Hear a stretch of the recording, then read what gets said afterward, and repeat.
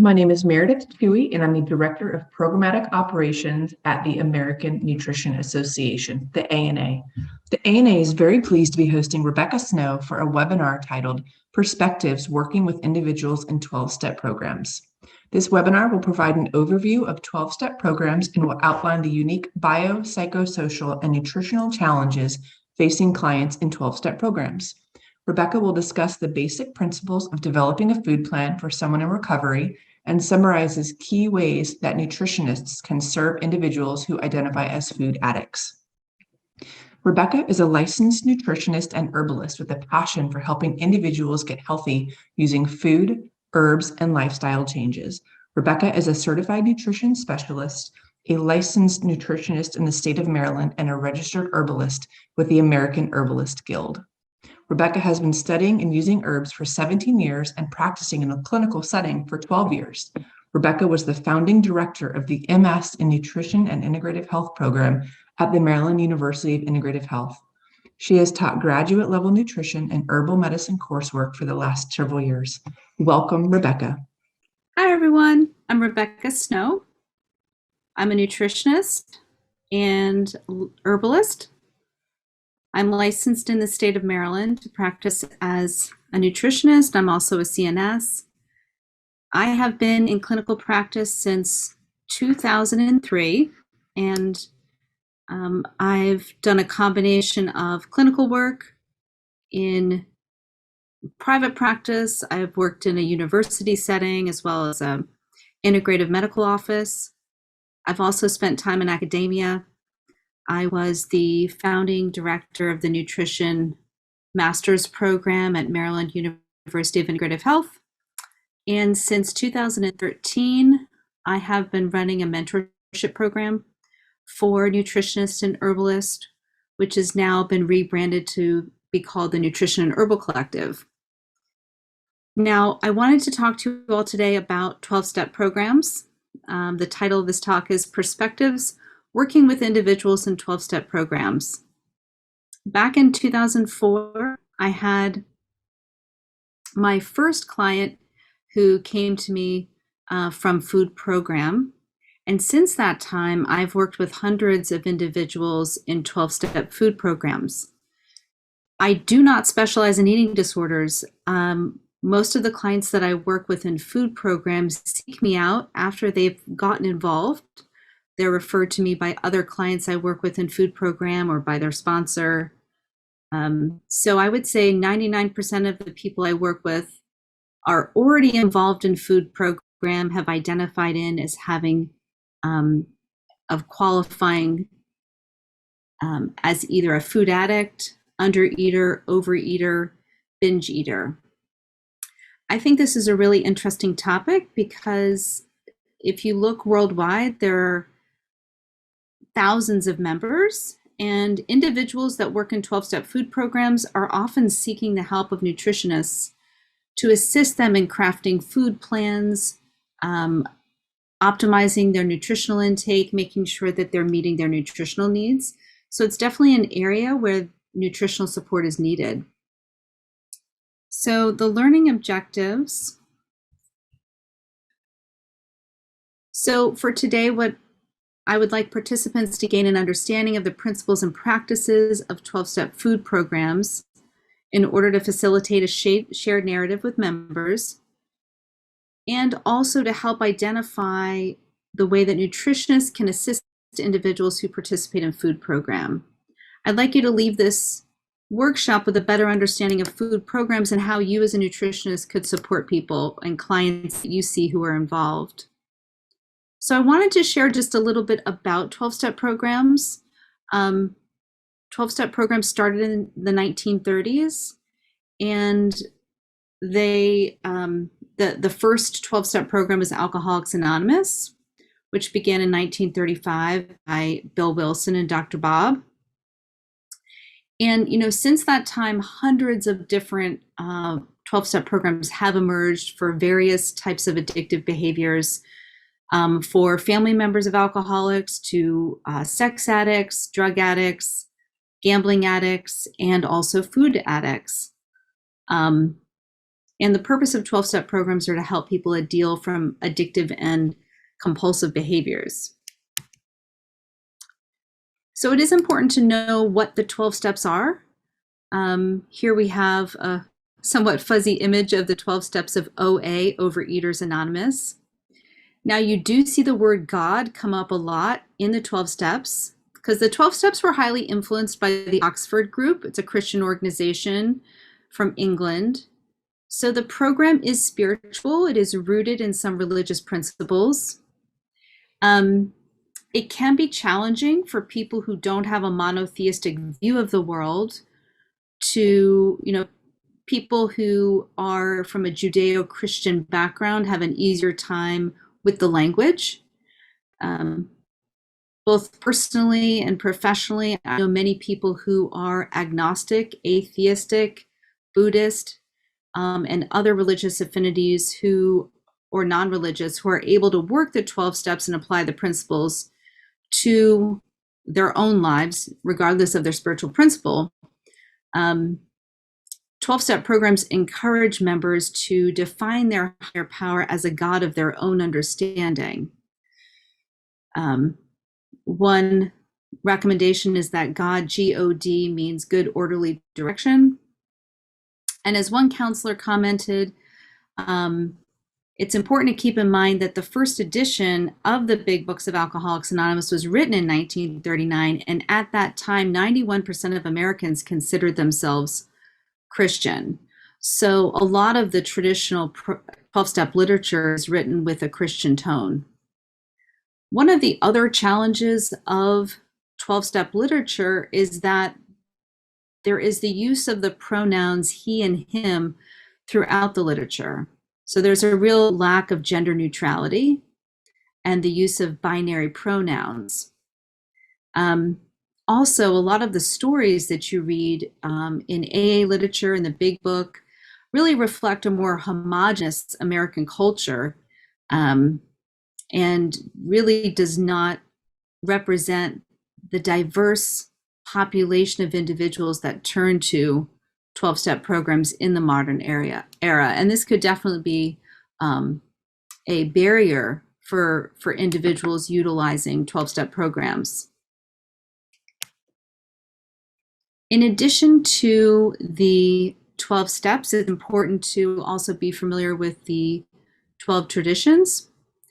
The 12 traditions emerged in the 1940s, and they were created in order to help this rapidly growing self-help groups throughout the country organize themselves and operate and function in a way that supported their longevity and success. I do want to point out a few traditions because it's the 12 traditions that are of AA or OA or whatever 12-step group you're looking at. The 12 traditions don't change regardless of which 12-step program you're talking about. But these traditions actually really differentiate this type of self-help program from other self-help programs that are out there, such as for-profit organizations like Weight Watchers or Noom. So some of the important ones to point out are, number one, there are no leaders. 12-step programs are self-organized. So everybody that's involved and organizing it all have similar challenges, and identify in as an addict. Number 12, anonymity is the spiritual foundation of all our traditions. So it's important that we maintain our clients' anonymity as a member of a 12-step program. Also, 12-step programs are self-funded. They're not profit. They're not for-profit institutions. So there isn't some financial gain for increasing their membership. And their primary purpose is to help the addict recover. Also, it's important to note that it's non-professional. So when a member joins a 12-step program, they're not getting professional support for their medical issues, their nutritional issues, and members of 12-step programs still need professional support outside of that. So 12-step programs really function as an adjunct to whatever other medical and nutritional support that somebody needs for their issue. And we're going to be focusing on individuals who identify as food addicts, undereaters, overeaters, binge eaters.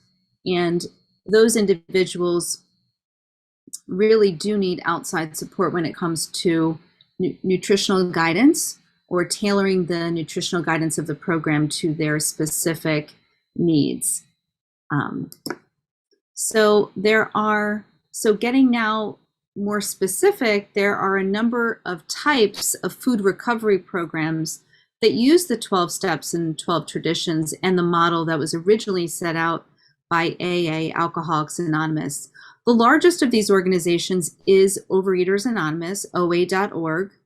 There are over 60,000 members in 75 countries. Food Addicts and Recovery Anonymous, or FA, from my understanding, is the second largest of all the food recovery programs, identifying 6,000 members worldwide. There are some other smaller organizations such as Food Addicts Anonymous, FAA, and Eating Disorders Anonymous, EDA. All food programs are intended to serve people who self-diagnose. So the only requirement for membership is a desire to stop using food addictively. And the program is intended to address the addiction from a mental, physical, and spiritual perspective. Now, I think it's helpful to look at some of the language that's on Overeaters Anonymous website. I don't normally like to read PowerPoint slides, but just want to read this one for you. So, have you ever tried over and over again to control your eating and weight, but nothing has worked? Compulsive overeating, undereating, food addiction, anorexia, bulimia, binge eating, or over-exercising. No matter what your challenges with food or body image, you are welcome here. So we are for anyone struggling with food or trying to determine if they have food issues. We believe compulsive eating is like a disease, like alcoholism. Our life-changing approach is physical, emotional, and spiritual, and based on the 12 steps of Alcoholics Anonymous. So it's important to note that people who identify and participate in food programs really fall into several categories.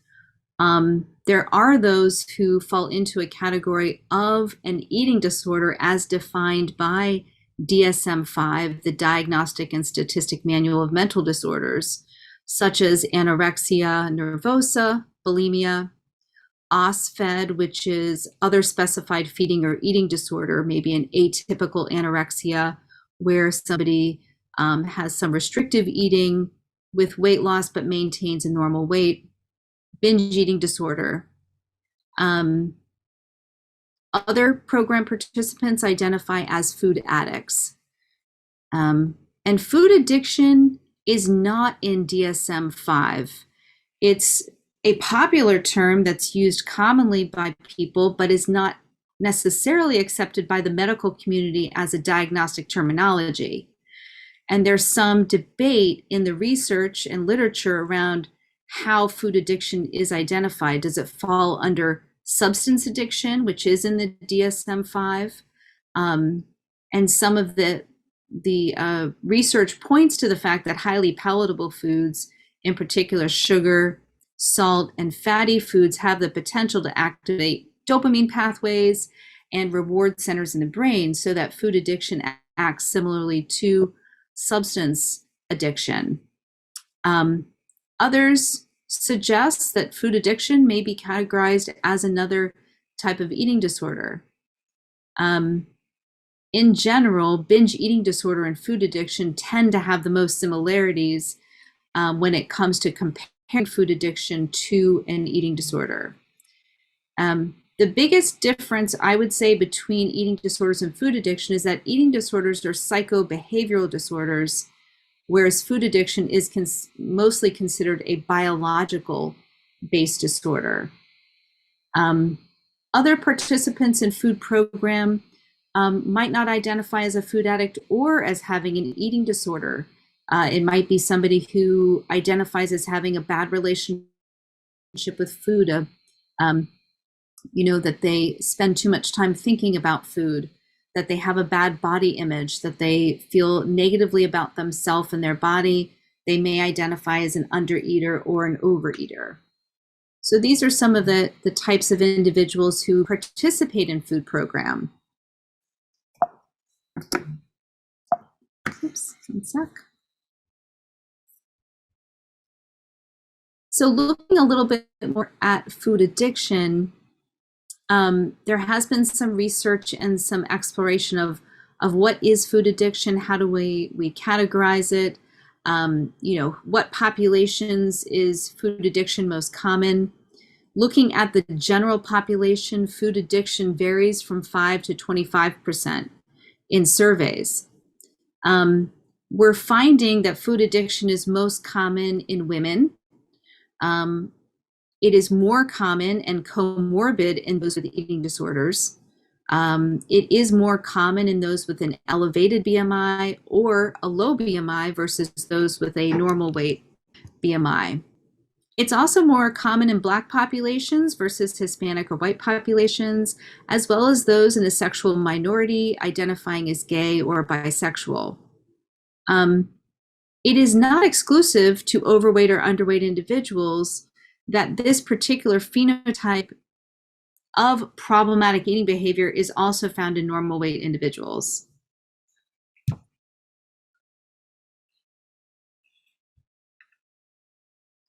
Some of the common characteristics of food addiction would be, or self-described characteristics would be eating fast, eating past full, eating large quantities of food, feelings of guilt or shame after eating, eating alone, or eating when not hungry.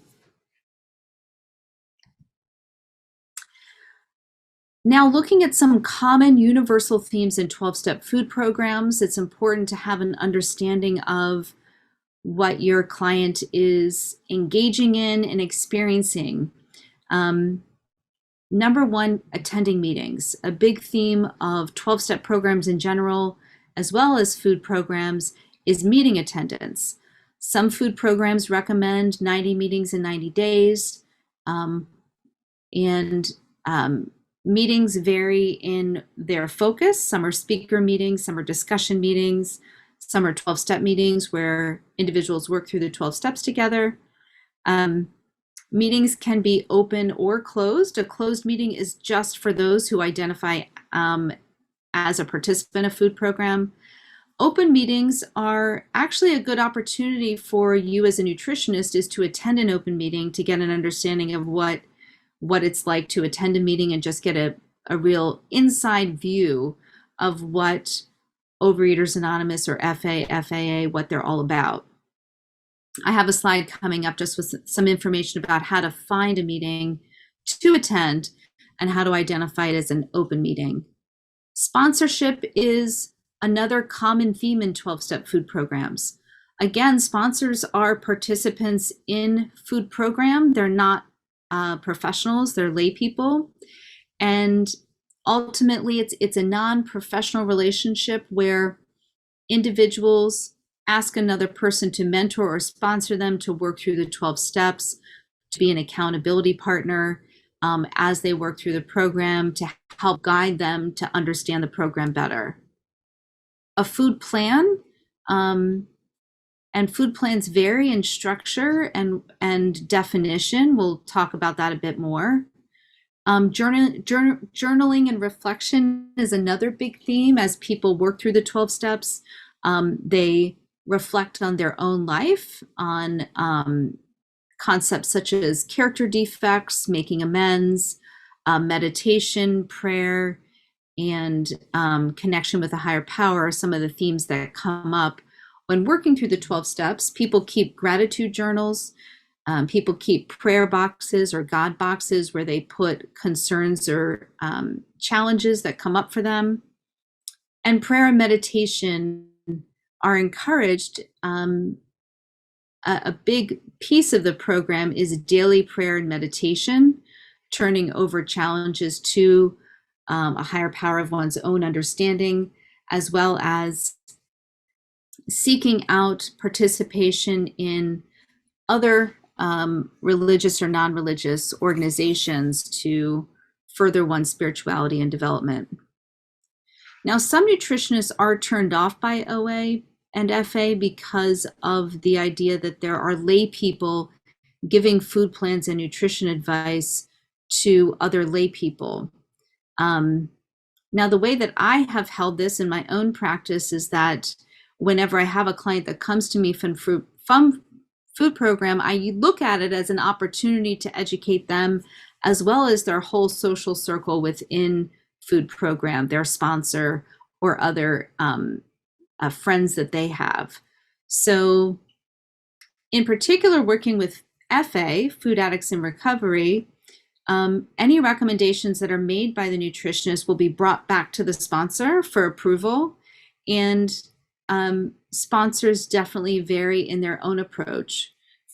So again, this can be a sticking point for some nutritionists, but I think held in a collaborative light, it's an opportunity for education for all participants that are involved in that client's recovery program. So I did want to look at some of the differences between the two main programs.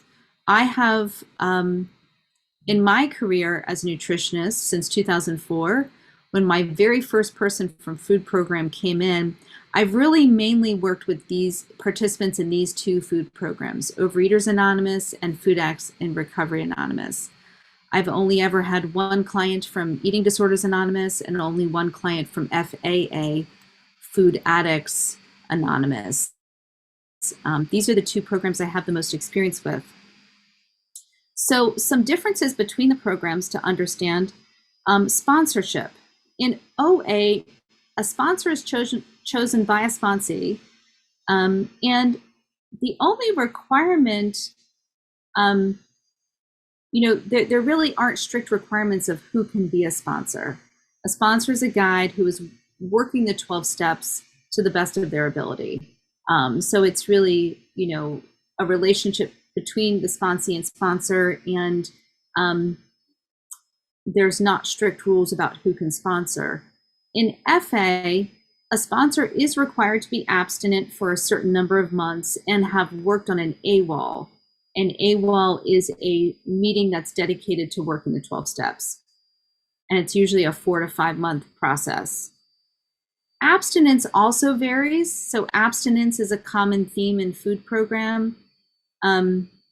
And for OA, abstinence is not required to start working the 12 steps, and abstinence is defined by the individual. In FA, abstinence is required to work the 12 steps. Abstinence is defined by the FA program as being weighed and measured meals with nothing in between, no flour, no sugar, and the avoidance of individual binge foods or red foods. I would say in general that OA attracts members who want less structure and FA attracts members who want more structure. The other difference is the focus on weight, body weight. In FA, ideal weight is discussed and determined by the sponsor, often using the Hamwe equation. We'll talk a little bit more about that.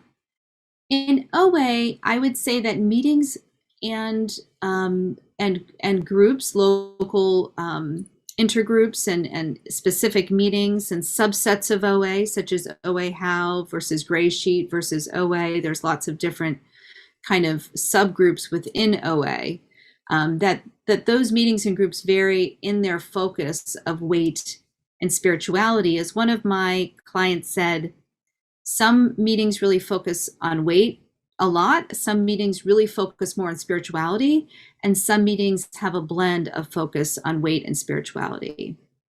Now, I will say that too strong of an emphasis on body weight does have the potential to perpetuate eating disorders and fat bias. I think this is an opportunity for nutritionists and the nutrition counselor to provide education on the role of body positive language, body positivity, and the health at every size movement. Now, I did mention that I wanted to point you to how to find meetings. So for OA, if you go to the website as pictured here, you can find a face-to-face meeting, an online meeting, or a telephone meeting, or a meeting that's not in real time, that's recorded. Once you find a meeting, such as this meeting here, Saturday, 9:30 on Basket Ring Road in Columbia, Maryland, when you look at more meeting information, it'll tell you what language it's in, if it's open or closed. This meeting happens to be a hybrid meeting, so you can come in person or Zoom.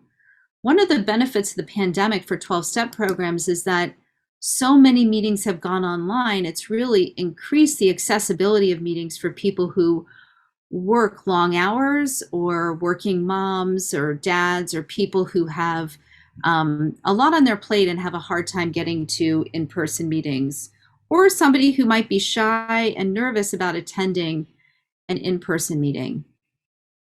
I would encourage you, if you have an interest in this field, to attend an open meeting. And if you do decide to do that, I encourage you to attend a couple different open meetings, because you'll find that they really vary dramatically. Again, remember that this is not organized by a leader. It's organized, it's self-organized. And if you go to a speaker meeting, you're going to hear one particular member's story. But member OA is not homogenous. It's very diverse in how people interpret the program, apply the program in their own lives, and what kind of experience they've had. So if you do decide to attend a meeting, it's helpful to attend actually multiple meetings in order to get the most diverse experience possible and hear a number of different experiences. So I wanted to share a little bit of research about 12-step programs. Food Addicts in Recovery Anonymous did a survey in 2016 that you can access from their website. The survey was completed by over 4,000 members from 26 different countries. And some of the data that came out of that survey found that 88% of participants are female, 62% are over 54 years old. That's actually the most common population that accesses integrative nutrition care. 85% of participants were abstinent from addictive eating. 92% reported weight loss. And of those who had a previous health condition, 46% reported that they had a health issue completely resolved in their time in FA. And here's some more specifics of the types of health improvements that people saw through participation of different body system problems, mental health, cardiovascular, GI, respiratory, et cetera, et cetera. Some of the other statistics, 71% saw a reduction in other addictive behaviors. 83% remained abstinent through difficulties such as job loss, divorce, or illness. And you can access those highlights from the foodaddicts.org website, which is the URL for that organization. Now, there has been research on Overeaters Anonymous for binge eating disorder as well as bulimia. Most of the research on OA has been qualitative in nature, such as narrative studies, looking at, there's been case studies. There's been some studies that have been conducted by treatment centers that incorporate 12-step principles into treatment models for bulimia or binge eating disorder. There really is a need for more rigorous, higher level research. 12-step programs are a self-help program that is really low cost. There's no, again, it's nonprofit. Often at the end of a meeting, a basket is passed and people are encouraged to give $1 towards whatever, dues or fees are necessary to keep kind of an intergroup and other national councils and organizational committees. But it's really low cost. It's accessible from both online, Zoom, as well as telephone meetings. Now, in addition to the FA study, there have been a number of OA surveys. One was done as a PhD dissertation. There was a 1988 survey done of OA members with bulimia. And that survey found that 50% of participants were abstinent after their first month of participation. The correlating factors with abstinence from binge eating were attendance at meetings and sponsorship, that those particular behaviors were correlated with the greatest efficacy of the program working in participants' lives. Now, several treatments models or treatment center models have incorporated 12-step self-help programming into treatment along as an adjunct to counseling, therapy, and nutritional guidance. An Israeli treatment center used a 12-step model in bulimics with obesity and found a 70%, greater than a 70% success rate in cessation of purging over a 6-month period. Another treatment model is the Minnesota treatment model, which has been applied not just in Minnesota, but in other parts of the world, where 12-step individuals start working the 12-step program in an inpatient or outpatient treatment model, and then continue that through self-help work after that intensive treatment. Now, because the use of 12-step programs, is used by both those with eating disorders and those who identify as food addicts, it is important to identify the fact that the model of 12-step food program isn't always the ideal model for those with an eating disorder. Here's a quote from the article written by Wisbray and Zwicky in 2021 or 2021. Conventional eating disorder approaches tend to encourage eating all foods in moderation inclusion rather than reducing exposure to foods that produce uncontrollable craving, such as highly palatable foods, an exclusion model.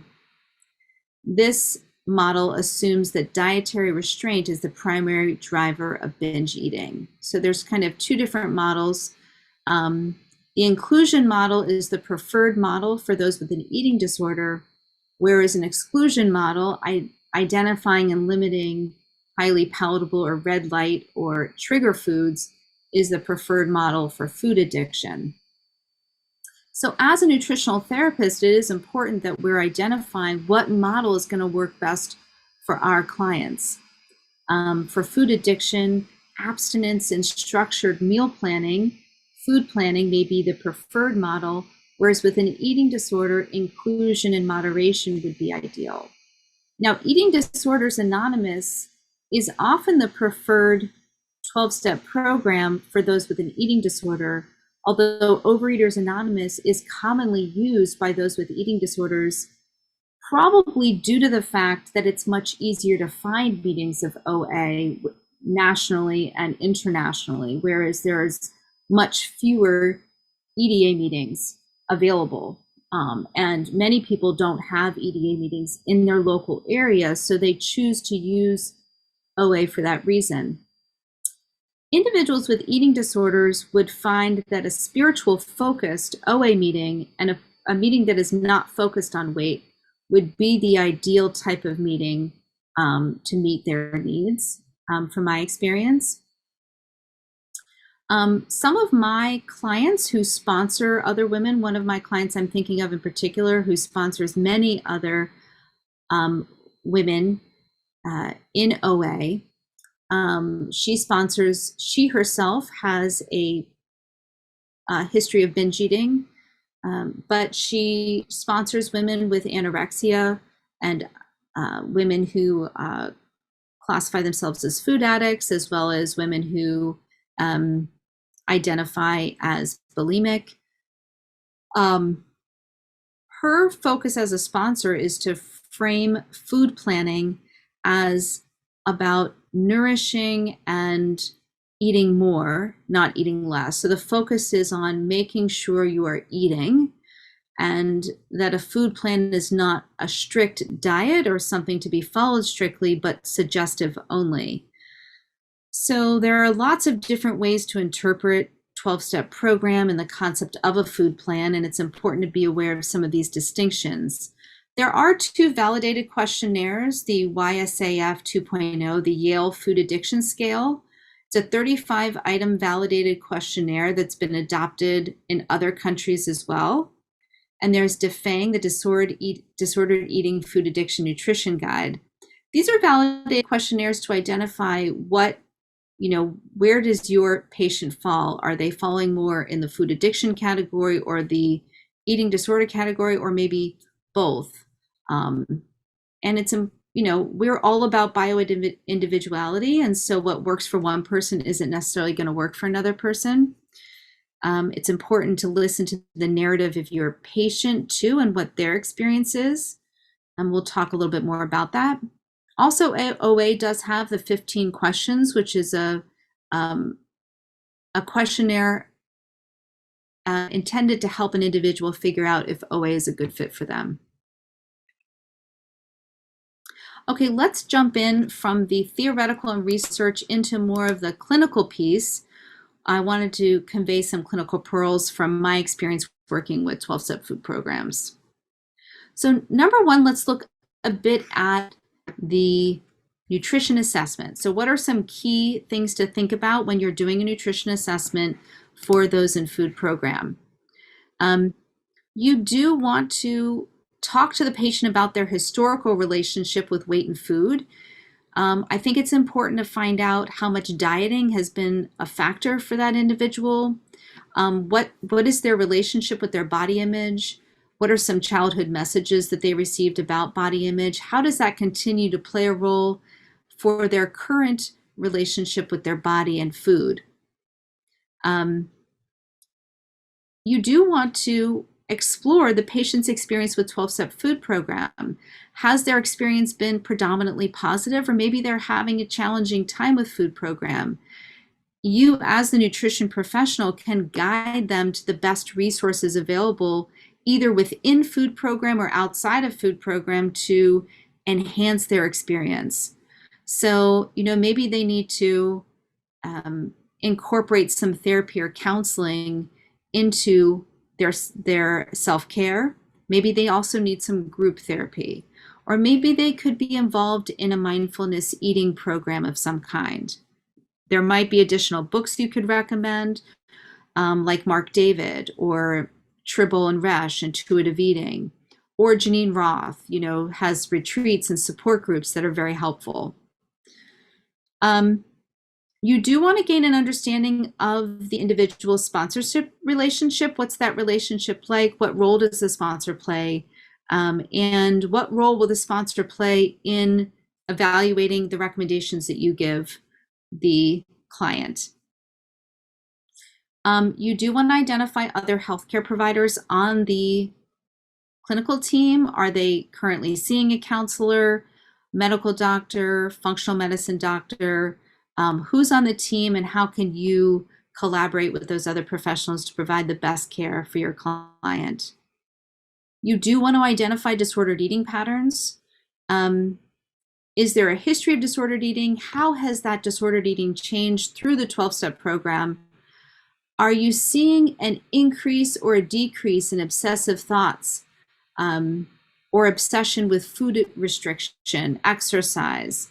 And is that interfering with a healthy body weight? I've only had a handful of the hundreds of clients that I've seen from food program. I would say I've had maybe a handful of clients who I think that their obsessiveness with food, body weight, and exercise has gotten worse through working the food program, not better.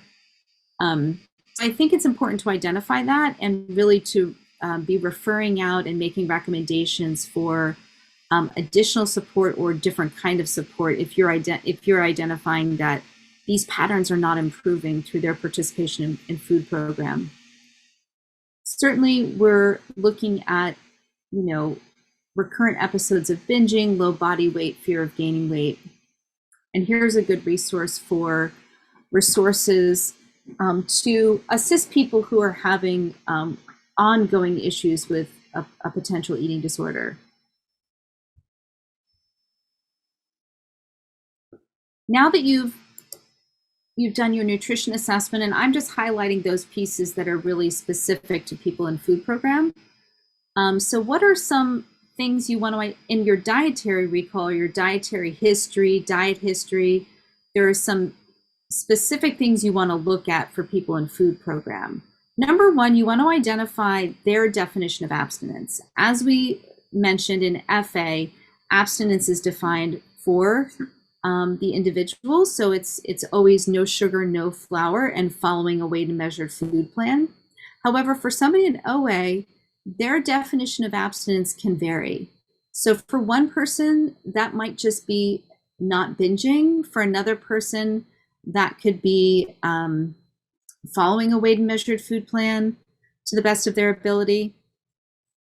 You do want to identify red foods, particularly for individuals who have a history of binge eating. It's called red food because it's a red light food, red light, green light. And in addition to a food recall, such as a 24-hour food recall or a 3-day, 5-day food diary, you do want to establish the patient's food plan. What does the client's food plan look like? And I'm going to show you some examples of food plans.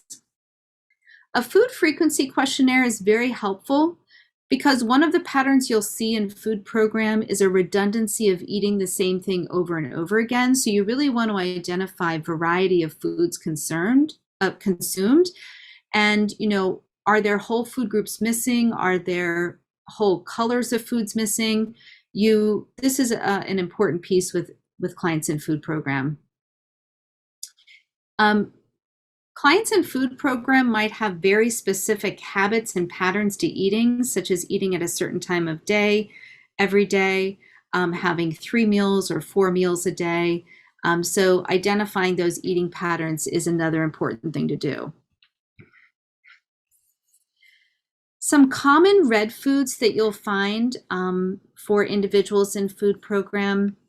Certainly sugar is a big one, sugar in many different types of forms. So sugar, honey, maple syrup, or any dessert type food is usually a red food. Juices, smoothies, and sweet beverages, dried fruits, alcohol. Some people's food plan includes not consuming alcohol. Nuts and seeds vary. So some people find those not to be trigger foods, some people do. One thing you'll find is that nuts and seeds that are roasted or prepared with salt can tend to be a trigger food more so than raw or sprouted nuts and seeds. Artificial sweeteners, stevia and monk fruit, those vary client to client whether or not they are allowed as a part of a food plan or included on a food plan. Fry foods tend to be trigger foods, and processed foods in general, such as chips, pretzels, packaged and processed foods. If a client is a binge eater and has not identified their red foods, this would be a good reflective exercise to encourage them to do with you or with their sponsor, is identify what are their red foods. So a typical food plan or 12-step food plan is based on an exchange system. Very seldomly do people in food programs even discuss calories.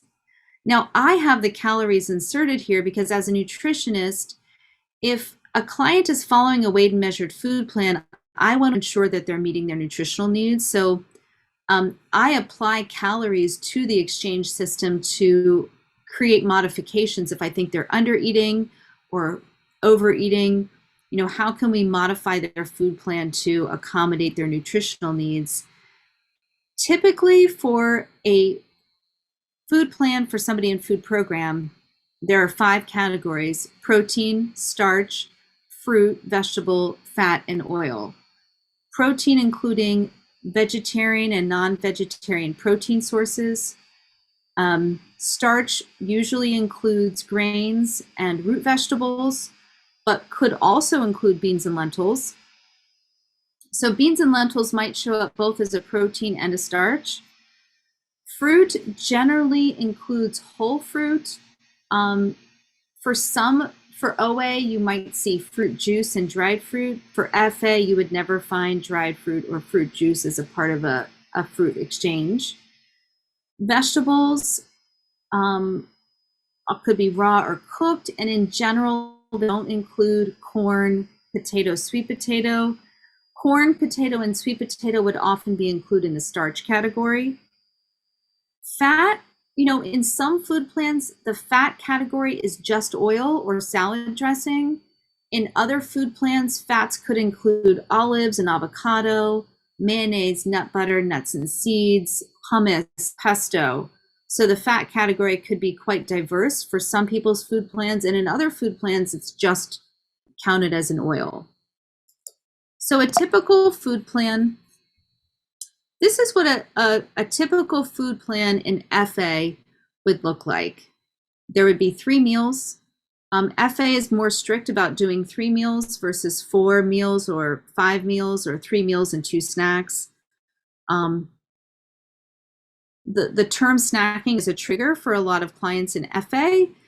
So if you were encouraging somebody to move from a 3-meal to a 4-meal food plan, you would really want to design it as a meal rather than a snack, although they're really interchangeable words and often, mean the same thing. So usually there is a protein at each meal, there's a fat at each meal. There might be 2 fruit servings a day, 2 starch servings a day. If a vegetable serving is 6 ounces, you would typically see 24 ounces total in a day, so 4 vegetable servings.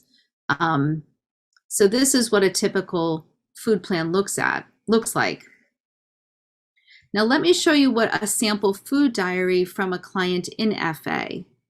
So just take a moment to take this in. This is what a typical 3-day food diary would look like from a client in FA. Now, I'd like to talk to you about the things that I'm looking for in a food diary and what I'm noticing in this food diary in particular.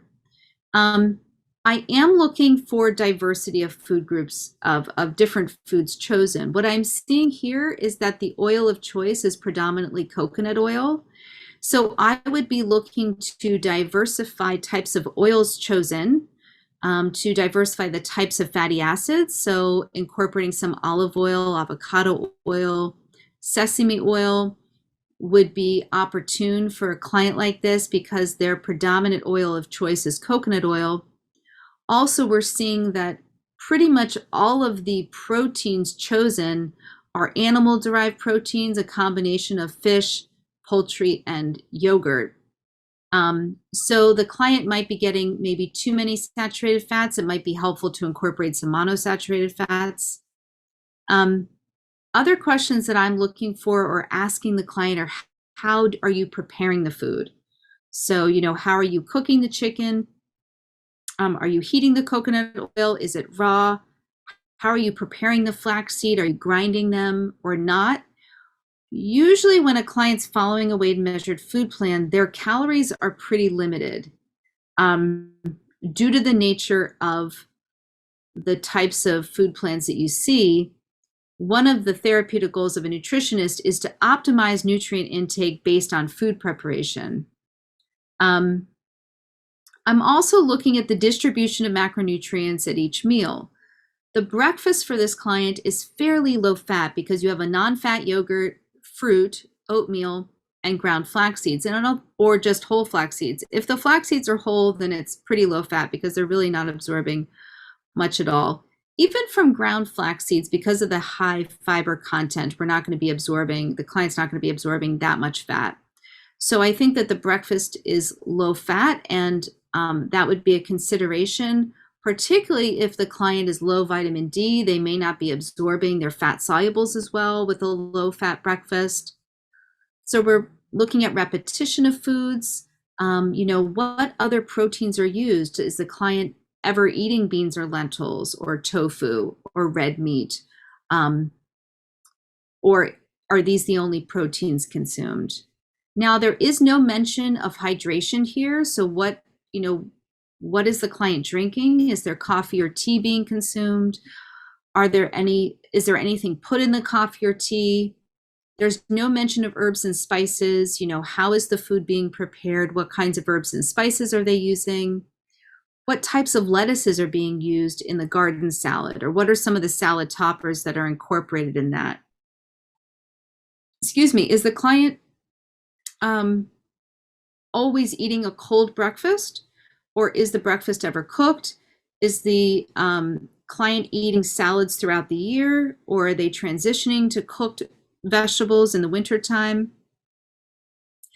One thing I do like to do, let me go back there a sec, is actually give the client a whole foods list. I have a whole foods list that just has lists of all the different types of foods they are, and I'll have the client highlight all the different types of vegetables that they might eat in a given month or time period. Or do that with fruits, proteins, and vegetables, because I do want to get a sense of the diversity of foods consumed. So those are some of the thoughts I have about this particular food plan. Also, we see that for starches, the starches consumed over this period are oatmeal, rice, plantains, and sweet potatoes. So are there other grains that are consumed, other root vegetables? So those are some tips for doing your dietary assessment. Let's also look at NFPE and anthropometrics. What are some things you want to be thinking about when you're gathering this data on your clients? So some things to think about with NFPE and some common traits that I see in clients in food program. In the first year of food program, if weight loss is too rapid, it is very common to see hair loss and thinning of hair. So I really do encourage a slower trend towards weight loss to optimize nutrient intake. So there really could be some subclinical or overt thyroid imbalances developing in clients if weight loss is too rapid. And I do encourage people to get some thyroid testing, a full thyroid panel with TSH, T4, free T3, reverse T3 thyroid antibodies. Another common feature you see is feeling cold or sensitivity to cold. That is generally resolved when individuals modify their food plan to vary the amount of raw or cooked food in the wintertime. So if clients are always consuming a raw, no sugar added cereal with almond milk or other milk at breakfast and always having a salad at lunch and dinner, and they are under eating. Those are kind of the common features that I see, or features of the food plan that I see that can trigger this feeling cold. I had a client that couldn't go into the grocery store without bringing a heater with her. She was so cold all the time. I had another client that wore 3 coats in winter. She was so cold. We resolved that issue by transitioning off raw foods, eating more cooked foods. This points to some of the energetics of food. And if circulation is poor or digestive function is suboptimal, people can feel inordinately cold when trying to digest raw food. So for those clients, adding circulatory stimulants through herbs like ginger, cinnamon, cardamom, adding aromatic bitters, and transitioning to different types of food in the food plan can often resolve these feelings of extreme cold. There can also be some indigestion, bowel irregularity, reflux, burping. A lot of digestive complaints, usually from years of modified or dysfunctional eating patterns. and switching to a more balanced diet or food plan hasn't necessarily resolved some of those issues. So working, thinking about the microbiome, digestive enzyme function, hydrochloric acid, and some of the functional things that we look at with digestive health can really help our clients in this way. With weight and anthropometrics, it is very important to get to do bioelectrical impedance to identify muscle mass. Particularly for my clients in FA, because sponsors often recommend using the Hamwe equation to identify ideal weight. We know that the Hamwe equation actually calculates ideal weight at the very low end of BMI. And we really need to redefine this for clients. We're going to talk a little bit more about this when we talk about our nutrition intervention.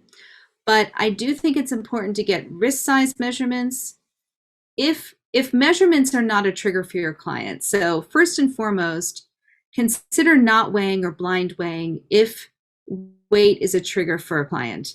One of my clients, we have moved to not weighing because every time she would lose weight, it would be a trigger to go off of her food plan. And so, you really have to individualize your approach to anthropometrics for the individual. If there is an eating disorder, it's really often recommended to not weigh at all, to take the focus away from the body weight. So, tailor your approach to the individual. For those clients you think are under eating based on their body weight, I would highly recommend doing bioelectrical impedance to assess their muscle mass, to better calculate their energy needs. As those with high muscle mass are going to need a shift in thinking around ideal weight as well as their caloric intake. Okay, let's move away from nutrition assessment to talk a little bit about our nutrition intervention and what that looks like. So first, let's look at lifestyle and wellness. So what are some of the areas that a nutritionist can intervene, and what can we do to support our clients in food program? Number one, I think that we can expand the health inputs and the health behaviors beyond what they get from the program. Food program really provides social support through the group meetings, through sponsorship. The social connection that participants have can be very positive, and we know that social connectivity can rate higher than smoking as far as an input for health. Individuals in food program will be modifying their food intake and changing their relationship to food in their body, and they will be encouraged to pray and meditate. So a lot of those health behaviors are already being practiced. What may or may not be practiced is exercise or physical movement. I can find it helpful to redefine exercise as moving the body, neat non-exercise activity thermogenesis. So just finding ways to move the body in daily living and incorporate fun activities that do incorporate body movement. Some people in food program are encouraged not to exercise in the first year of their participation in food programs. So sometimes you are reacclimating people into more physical activity. Gut health is a key area that we can support people on as those issues remain high in individuals in food program. Sleep is a key thing. We know that sleep and lack of sleep is a big factor in carbohydrate consumption, in choosing highly palatable foods, in the disruption of the HPA axis. Circadian rhythm, use of blue light or not use, light and darkness exposure, timing and rhythm. These are all areas that we can educate our clients in food program. I remember the story of, I don't have many men in food program, as the largest population, in food program tend to be women, but I did have a client who was a male who came to me in food program with a number of clinical concerns such as back pain, digestive issues, fatigue. it came out through our consult that he was only sleeping 4 hours a night and had been for many years. He was working 2 jobs. At that time, I had just finished teaching a module on sleep in a course at MUIH in the nutrition program. And so I had all these videos handy that I had selected for my students. And so I sent them to him in his write-up. And he came back to me at his follow-up, and he quit one of his jobs, and he was able to support himself on the one job just fine. I mean, he had to make some life adjustments, but he went from sleeping 4 hours a night to 8 hours a night. And during that time, he, like, pretty much all of his medical concerns or illnesses went away. So that was such a dramatic thing. And the thing is that a lot of your clients in food program are really eating a very healthy, diverse, balanced food plan. And their nutrition is often optimal. It's not, sometimes you'll see that, you need to make tweaks, sometimes you don't. And this was a circumstance where another area altogether was really responsible for this client's illness. I think it's important to talk to clients in food program about body weight and body image. I think it's really important to focus on feeding, not restricting. Any food plan, our emphasis is on diversity, nourishing, supporting the body, providing the body with all the nutrition that it needs to function optimally in the world. And I think it's also important to redefine ideal weight based on the client's weight history. What was their highest weight, lowest weight, their muscle mass, and their age. Research shows that for the aging population, for individuals, 60 and above, that it's actually healthier to be on the higher end of the BMI to prevent infection and other conditions associated with that are more commonly affect those that are aging. So the Hamwe equation is really limited, as it's going to point people more towards a low normal BMI. Recently I had a client come to see me who, felt that the ideal weight calculated for her was unrealistic. She's in an overweight BMI, but based on her muscle mass, she's really a very healthy weight.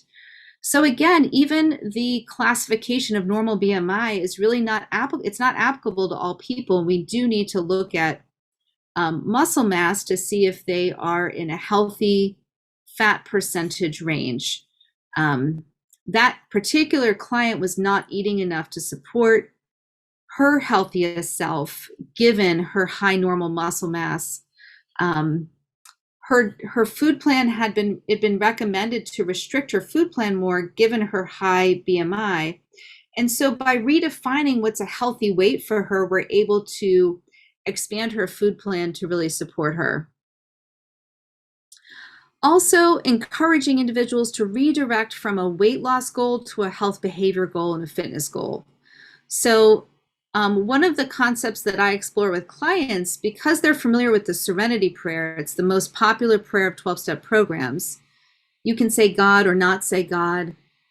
Grant me the serenity to accept the things I cannot change, the courage to change the things I can, and the wisdom to know the difference. The Serenity Prayer really points to locus of control. What is in my control that I can change, and what's not in my control that I just can't control. So let me let go of that. One of the concepts that I like to explore with people is that weight itself is really not in our control. We can control what we put in our body. We can control what we do with our body. We can control what we do with our thoughts and what we do with our words. But we can't control what happens in our body from those health behaviors. So I have many clients who eat an exemplary diet. They exercise, they pray, they meditate, they have good social connection, they have good connection with a higher power of their own understanding. And according to the medical model, they are in an obese BMI category.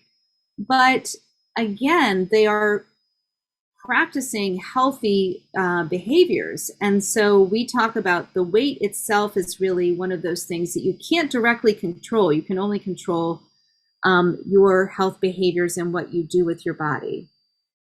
So those are some of the reframing kind of interventions that I wanted to highlight that I use with people in food program. I think there's important to encourage the use of outside resources with those in food program. So for instance, people, you might want to redirect them to some mindfulness practices or mindfulness training, retreats, therapy, counseling. These are all outside resources that may come in handy if you're seeing some continued pattern of poor body image or eating disorder in your clients who are utilizing food program. Definitely encourage the program itself, encourage attendance at a variety of meetings. If people are struggling with the meetings that they're attending, connect them with other people in the program or with other types of meetings. Encourage a wide social circle within food program. You want your clients to not just rely on one sponsor, but to really utilize the array of experiences of other people in the program. And definitely explore stress management and mindfulness practices. I always have a list of books that I like to recommend to people to help them dive deeper into their relationship with food and their body. Janine Roth is one of my favorite authors. Now let's look at nutrition interventions. There's a lot of potential nutrition interventions with your clients in food program. Number one, explore the how of eating. It's not just what we're eating, it's how we're eating it. How are we chewing our food? What's the timing of it? What's the environment we're eating in? Are we eating on the run, in the car, sitting down and eating? So really exploring mindfulness practices. Hydration. How much water are they drinking? What's the source of their hydration? Is it herbal teas, coffee? What's the amount? Are they adding anything? Are they using artificial sweeteners? And how is that impacting their success with their ability to maintain abstinence? There's a wonderful article on Forks Over Knives website about artificial sweeteners and a compilation of research on both artificial sweeteners as well as natural plant-based sweeteners, stevia and monk fruit, and their role in food consumption. So I would definitely recommend looking into that. It's a great article to point your clients to if you're trying to encourage reduction in hyperpalatable fake or plant-based sweeteners. Another intervention is adding non-caloric foods to optimize nutrient intake. So because individuals that follow a weight measured food plan are often tending to eat on the lower normal range of caloric intake that's healthy for their body weight, I really like to encourage the use of non-caloric foods, sea vegetables, herbs and spices. Know that herbs and spices are highly antioxidant. Herbal teas is another area where we can be bringing in some nutrients. Like nettles tea is a great example. It's highly nutritious, potentially adaptogenic, mast cell stabilizing, and it's 10% by weight protein. It's a highly nitrogenous rich plant that you could add to broths or herbal teas. So encouraging the use of those additional non-caloric foods is a great way to expand the nutrient intake of your clients in food program. Other nutritional interventions. If you have clients with inflammatory bowel disease, post-bariatric surgery, diverticulitis, or compromised digestive function, I really like to explore the preparation method. Are they sprouting, soaking, fermenting, pureeing, grinding? What are some of the ways that they could optimize their nutrient absorption from the food they're eating? Food sensitivities is often an unexplored topic with clients in food program. We know that if a client has a food sensitivity, consuming that food could act as a trigger for binge eating potentially. So exploring food sensitivities either through testing, usually testing is probably the best way with this population, and optimizing caloric intake. Prediction equations may overestimate caloric needs for clients in this population. And that's why I like to go into what's their history with dieting. If you have a client that has gained and lost weight many times in their history, they likely have a reduced metabolic rate.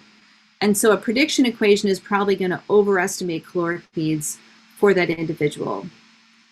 Weight loss resistance could indicate an imbalanced intake, either too low or too high for that individual. You can always refer out for indirect calorimetry.